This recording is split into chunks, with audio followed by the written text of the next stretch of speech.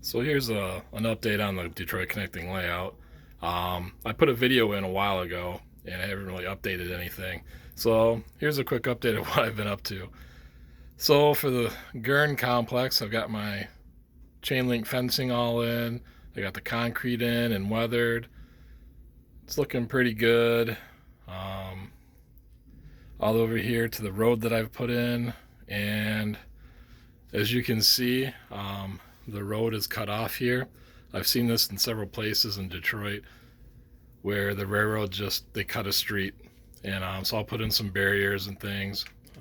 I just thought it'd be kind of neat. I got the Detroit News building painted. It's not necessarily installed, but this is pretty much what it's going to look like.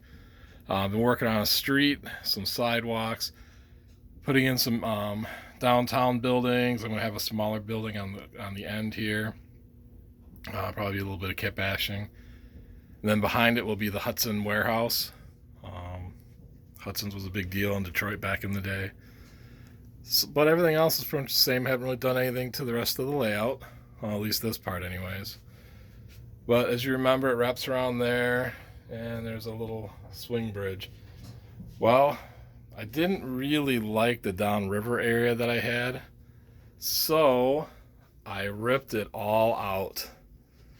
And instead, I put in a yard, a small yard. I also redid the staging. But as you can see, I scratch built the curved turnout here that comes on into the yard. That's my yard lead the switcher's on. I've got a coaling dock going in. But yeah, so this is the yard now. This is going to be Connor Creek Yard. At least that's the name at the moment. Technically it's 4 tracks, but I usually use 3, and the 4th one is an inbound. As you can see, I've got an inbound train on it right now. Operations is pretty easy. I'll come to that in a second. I redid my staging. I used to have a bridge right here, a removable piece that went across to over here and then followed around.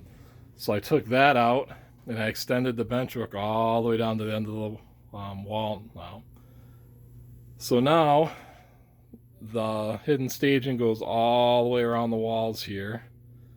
Makes a cut through this. Sorry, I misjudged the size I needed and cut a little bit too big. But then it comes back over here on this little island area, and it goes across the bridge and back to the main layout.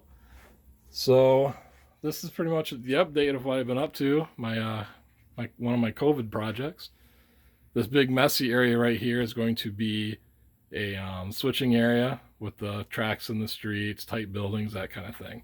And I'm probably going to extend the bench work all the way to the left, make a little L shape. So this is what's new with the Detroit Connecting. I've had fun designing it and playing with it, and I think this is going to work. I've operated it a few times and it works pretty well. So here you go. In the next video, I'll show you how I plan on operating this thing. All right. Thanks for watching, everybody.